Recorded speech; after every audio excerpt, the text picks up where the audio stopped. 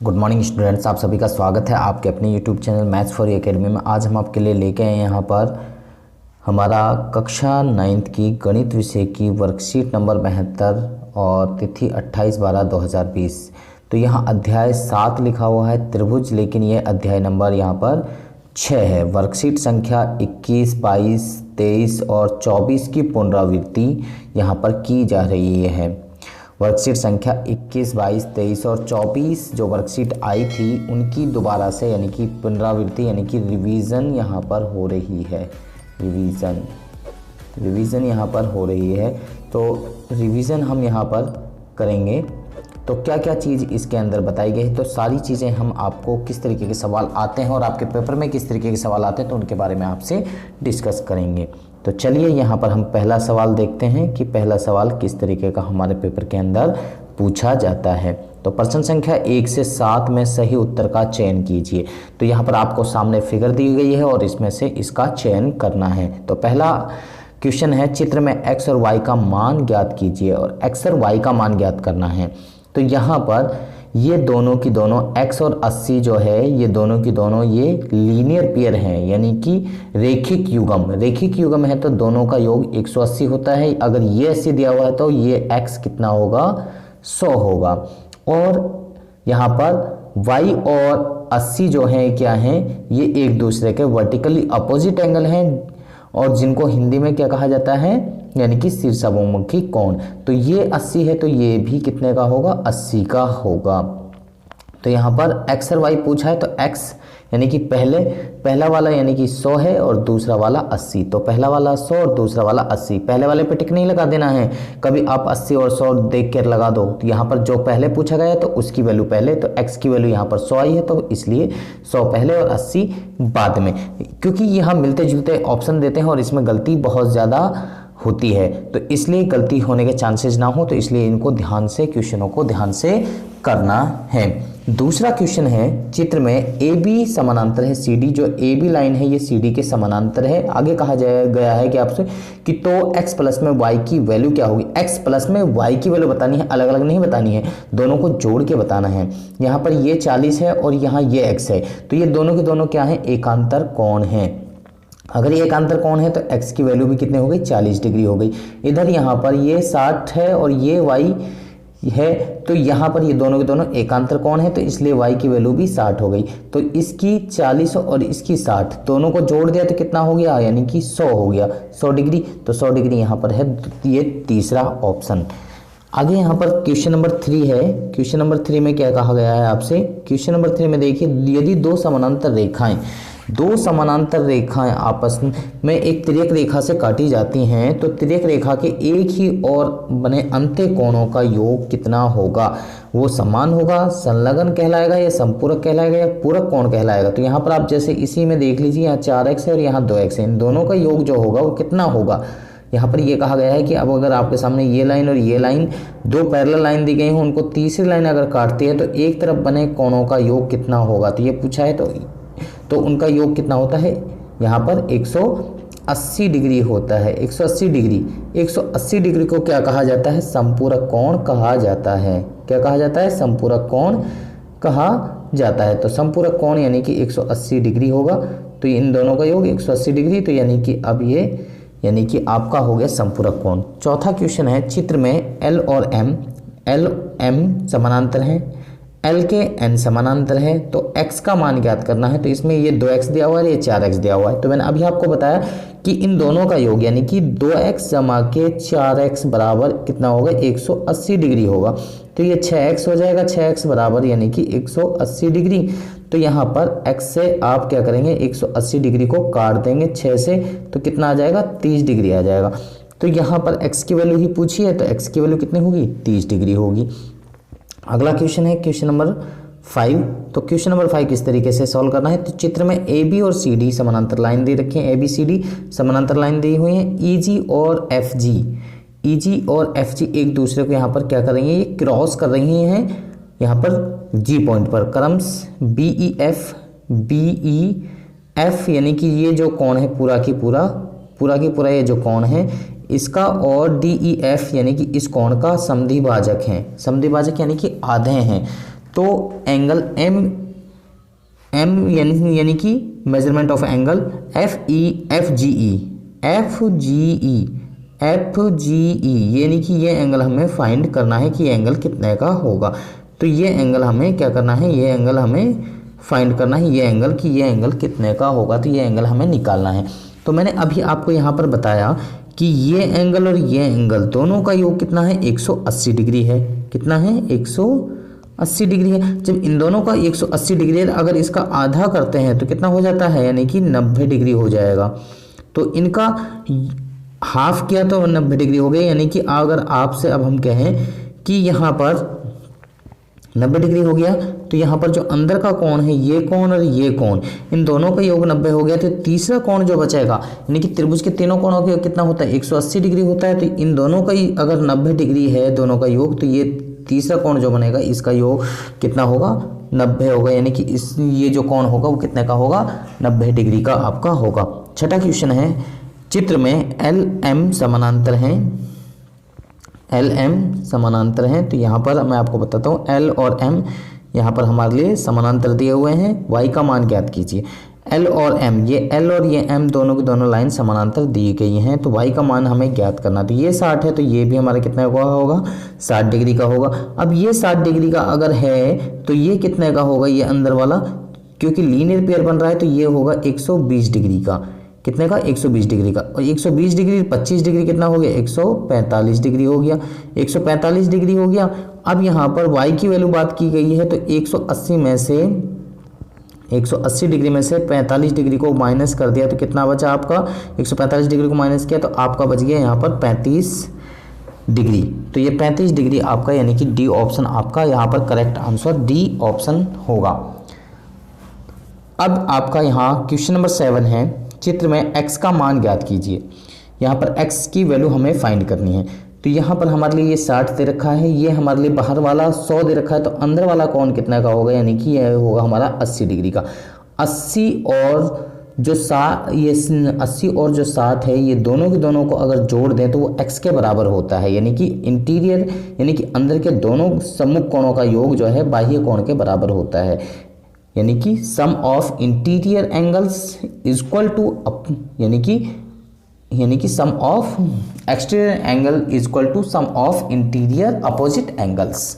तो यहाँ पर सम ऑफ अपोजिट एंगल्स यानी कि 80 और अगर आप 60 को जोड़ते हैं तो कितना हो जाता है आपका, 140 डिग्री हो जाता है। कितना हो जाता है, 140 डिग्री आपका हो जाता है। तो 140 डिग्री इसमें कहाँ पर है, 140 डिग्री यहाँ बी ऑप्शन है। अब यहाँ पर आपसे ये 3 क्वेश्चन और कह गए, 8, 9 और 10। इन सवालों को मैं आगे अगली वाली सीट पर आपको यहाँ पर कराऊंगा। तो चलिए अगली सीट पर आप देखिए। क्वेश्चन नंबर 8 है, सिद्ध कीजिए कि शीर्षाभिमुखी कोण समान होते हैं। तो ये आपकी बुक से ही उठाया गया है, प्रमेय नंबर 6.1। प्रमेय नंबर 6.1 आपकी उठाई गई है। यदि दो रेखाएं परस्पर प्रतिच्छेद करती हो तो शीर्षाभिमुखी कोण बराबर होते हैं। तो यही आपसे पूछा जा रहा है, इसको आपने क्या करना है, प्रूव करना है, सिद्ध करना है। तो किस तरीके से सिद्ध करते हैं, तो सबसे पहले उत्पत्ति पे यहाँ पर लिखा हुआ है, उपरोक्त कथन में यह दिया गया है कि दो रेखाएं परस्पर प्रतिच्छेद करती हैं, यानी कि एक दूसरे को काटती हैं। मतलब मान लीजिए कि ए बी और सी डी दो रेखाएं यहाँ पर मानी, तो ये एक दूसरे को क्या करेंगे, ओ बिंदु पर प्रतिच्छेद करती हैं। तो जैसा कि आकृति 6.8 में दर्शाया गया है, तो हमें शीर्षाभिमुखी कोणों के निम्न 2 युग्म प्राप्त होते हैं, यानी कि जोड़े हमें प्राप्त होते हैं। यहाँ पर एंगल AOC और BOD ये बराबर होंगे एक दूसरे के, और एंगल AOD BOC के बराबर होगा। तो यहाँ पर ये, तो हमें सिद्ध करना है कि एंगल AOC BOD के बराबर है और एंगल AOD एंगल BOC के बराबर होगा। अब किरण OA रेखा CD पर खड़ी है, यानी कि जो AO रेखा है वो CD पर खड़ी है। यहाँ से यहाँ तक की रेखा की बात करें तो ये इस पर खड़ी है। इसी तरीके से ये रेखा जो है इस रेखा पर खड़ी है। तो यहाँ पर अब हम बात करते हैं, तो यहाँ पर हमारे लिए कहा गया है आगे, यहाँ पर देखिए, अतः एंगल AOC यानी कि ये एंगल और एंगल AOD यानी कि ये एंगल, दोनों का योग कितना होता है, 180 डिग्री होता है रैखिक युग्म अभिकृत द्वारा। इसी तरीके से इन दोनों कोणों का योग भी कितना होगा, 180 डिग्री ही होगा, यानी कि इक्वेशन नंबर 2 हो गई। ये 2 इक्वेशन हमने यहाँ पर बना ली। अब इन दोनों इक्वेशंस को क्या कर रहे हैं, आगे हम आपको बताते हैं। इन दोनों इक्वेशंस को क्या किया हमने यहाँ पर 1 और 2 से हम लिख सकते हैं कि एंगल AOC जमा के एंगल AOD बराबर है एंगल AOD बराबर है एंगल BOD। तो ये एंगल आपस में बराबर होंगे क्योंकि दोनों में AOD आ रहा है, एंगल AOD ही आ रहा है क्योंकि वो रेखिक युग्म बनाए हैं वहाँ पर, तो इनका योग यानी कि बराबर है। तो AOD से AOD कैंसिल, तो इसलिए एंगल AOC बराबर हो गया एंगल BOD के। तो इससे निष्कर्ष निकलता है कि एंगल AOC जो है एंगल BOD के बराबर है। अनुच्छेद 5.2 का अभिकृत यानी कि 3 देखिए। इसी प्रकार सिद्ध किया जा सकता है कि एंगल AOD बराबर एंगल BOC, जैसे ये सिद्ध किया है वैसे ही इसको भी हम प्रूव कर सकते हैं। तो इसलिए इसको इस तरीके से भी लिख सकते हैं कि सिमिलरली, यानी कि इंग्लिश में सिमिलरली या हिंदी में कह सकते हैं इसी प्रकार, ये भी इसी तरीके से हम निकाल सकते हैं। तो आइए अब हम देखें युग्म अभिकृत और प्रमेय 6.1 पर आधारित कुछ उदाहरण और करते हैं। तो यहाँ पर आगे आपसे क्वेश्चन नंबर 9 कहा है किस तरीके से, क्वेश्चन नंबर 9 जो आपका है वो किस तरीके से निकालना है। किसी त्रिभुज के कोण ये और ये, यानी कि त्रिभुज के 3 कोण होते हैं, तीनों कोण आपको यहाँ पर इस तरीके से दिए गए हैं, यानी कि वेरिएबल में दिए गए हैं। तो x का मान आपको ज्ञात करना है और तीनों कोणों का मान भी आपने ज्ञात करना है। तो सबसे पहले 3 त्रिभुज आप लिखिए, त्रिभुज के तीनों कोणों का योग बराबर 180 होता है। तो हमने यहाँ पर त्रिभुज के तीनों कोणों का योग, यहाँ पर जो ये वैल्यू दी हुई है हमने यहाँ पर वो रख दी है। तो यहाँ पर आप स्टेटमेंट भी लिख दीजिए कि त्रिभुज के तीनों कोणों का योग बराबर 180 डिग्री होता है, यहाँ पर 180 डिग्री। तो यहाँ पर पहला कोण हमारे लिए दिया है, ये हमने सेम एज इट इज रखा, दूसरा भी यहाँ पर सेम एज इट इज रखा, तीसरा भी हमने सेम एज इट इज रखा और इनके बीच में यहाँ पर प्लस का साइन हमने लगा दिया, यानी कि तीनों को हमें जोड़ना है और ये 180 डिग्री के बराबर होंगे। इनको अगर हम जोड़ते हैं तो x और x को अगर हम जोड़ते हैं तो यहाँ पर 2x हो जाता है और ये x/2 ये हमने सेम एज इट इज रखा। 40 को 20 को और 10 को अगर हम जोड़ते हैं तो वो कितना होता है हमारा 70 डिग्री हो जाता है। कितना हो जाता है हमारा 70 डिग्री हो जाता है। और यहाँ 180 डिग्री इक्वल में है ही, तो यहाँ माइनस का 70 डिग्री है तो इसको अदर साइड में लेके जाएंगे तो ये प्लस में हो जाता है और 180 में अगर ये प्लस किया तो ये कितना हो जाता है 250। और यहाँ पर अगर हम इन दोनों में से एलसीएम लेते हैं 2 तो ये हो जाएगा हमारा 2 दूनी 4, 4 में 1 जोड़ा तो यानी कि 5x/2 हो जाएगा हमारा। और यहाँ पर 5x को यहीं पर छोड़ेंगे, 2 को अदर साइड में ले जाएंगे तो ये 250 में 2 को मल्टीप्लाई करा तो ये 500 हो जाएगा हमारा। क्या हो जाएगा, ये हमारा 500 डिग्री हमारा हो जाएगा। जब ये 500 हो जाएगा तो फिर हम क्या करेंगे, x को यहीं पर छोड़ेंगे, 5 जो यहाँ मल्टीप्लाई में थे इसको डिवाइड में लेंगे तो 5 से हमने 500 को डिवाइड किया तो ये हो गया हमारा 100 डिग्री, यानी कि x की वैल्यू आ गई हमारी 100 यानी कि 100 आ गई। तो अब यहाँ पर हमें पहला यानी कि कोण निकालना, तो पहला कोण यानी कि x माइनस के 40 डिग्री था तो x की वैल्यू 100 माइनस के 40 यानी कि पहला कोण आ गया हमारा 60 डिग्री। दूसरा कोण यानी x माइनस के 20 डिग्री तो x की वैल्यू 100 माइनस के 20 करा तो ये आ गया हमारा सेकंड, यानी कि सेकंड हमारा जो कोण है वो आ गया हमारा 80 डिग्री। तीसरा कोण हमें निकालना था तो x/2 माइनस के यहाँ पर 10, तो 100 का आधा करें तो 50 होता है और 10 में हमने माइनस करा तो कितना हो गया 40 डिग्री। तो तीसरा कोण हमारे हो गया। अब इन तीनों कोणों को आप जोड़ के भी देख लीजिए, तीनों कोणों की कितना होगा 180 डिग्री ही होगा। नेक्स्ट क्वेश्चन की तरफ चलते हैं, क्वेश्चन नंबर 10। क्वेश्चन नंबर 10 आपको यहाँ पर दिया गया है 10 दिए गए त्रिभुज में L और M समानांतर रेखा दी गई हैं। L और M क्रम से संगत कोणों AT यहाँ पर T यहाँ पर है हमारा ये और Q यहाँ, और एंगल TUS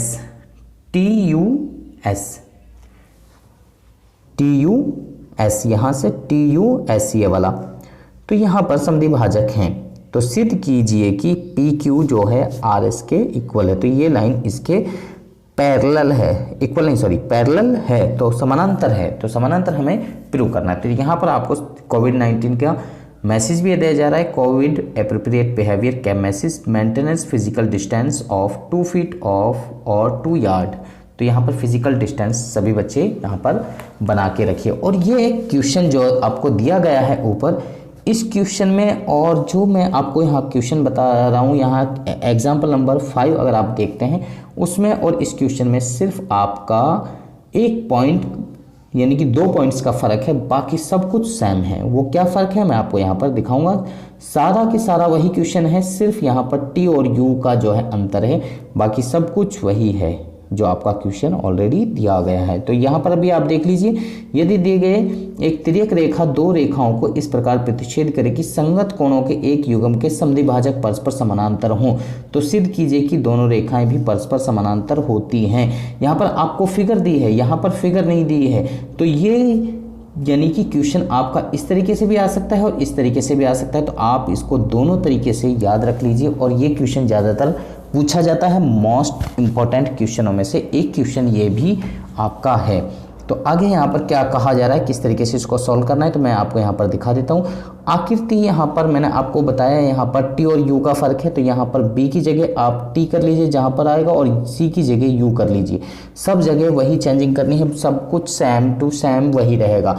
आकृति 6 पॉइंट यहाँ पर 26 में, तो मैं एक तिर्यक रेखा एडी दो रेखाएं पी क्यू और आर एस को क्रमशः बिंदु बी और सी पर प्रतिच्छेद करती है। तो किरण B E angle A B Q की समद्विभाजक है, तो किरण C G angle B C S की समद्विभाजक है, तथा बी ई सी जी की के क्या है, समानांतर है। तो ये बी ई जो है ये लाइन यानी कि जिसको L कहा है और इसको M लाइन कहा है, तो ये दोनों क्या है, एक दूसरे के समानांतर ही ऑलरेडी कहा है। और हमें सिद्ध करना है कि पी क्यू आर एस समानांतर आर एस हमें प्रूव करना है। तो यह दिया है कि किरण B E angle A B Q की समद्विभाजक है। तो यहाँ पर B जहाँ पर है वहाँ पर T रखना है, तो आप यहाँ पर T रखेंगे तो TE हो जाएगा, और यहाँ पर यहाँ B की जगह अगर आप ये रखेंगे तो या B की जगह T रखेंगे तो ATQ की समद्विभाजक हो जाएगी, ATQ हो जाएगी फिर यहाँ पर ये। तो इस तरीके से यानी कि उसको आप चेंज कर लेना। मैं आपको यहाँ पर इस क्वेश्चन को समझा रहा हूँ। तो यहाँ पर अगर आप देखिए एंगल ABE की बात कर रहे हैं, तो ABE ये है जो है इस पूरे कोण का समद्विभाजक है। इस पूरे कोण का क्या है, आधा है। तो यानी कि AB जो है, AB 1/2 एंगल ABQ का आधा है। इस कोण का ये क्या है, ये जो कोण है ये आधा है। मैं आपको यहाँ पर दोबारा बता देता हूँ, यहाँ पर ये कोण क्या है, यानी कि जो ABQE कोण है ये इस पूरे कोण का क्या है, आधा है। क्या है, आधा है। तो यहाँ पर आगे आपसे इसी तरीके से यहाँ पर अगर आप बात करें तो इसी प्रकार किरण CG BCE की समद्विभाजक है। तो यहाँ पर BCG भी क्या है, 1/2 एंगल BCS। तो ये इस कोण का ये कोण जो है आधा है। ये कोण, इतना जो कोण है ये पूरे कोण का इसका आधा है। तो जब ये दोनों के दोनों आधे कोण हैं, तो और ये कोण दोनों की दोनों, ये कोण और ये कोण दोनों की दोनों एक दूसरे के इक्वल हैं। क्यों है, तो BE समानांतर CG, तो AD एक तिर्यक रेखा है। BE और CG क्या है, समानांतर है। तो AD एक क्या है, तिर्यक रेखा है। AD इनको यानी कि यहाँ पर काट रही है। AD क्या कर रही है, इनको काट रही है।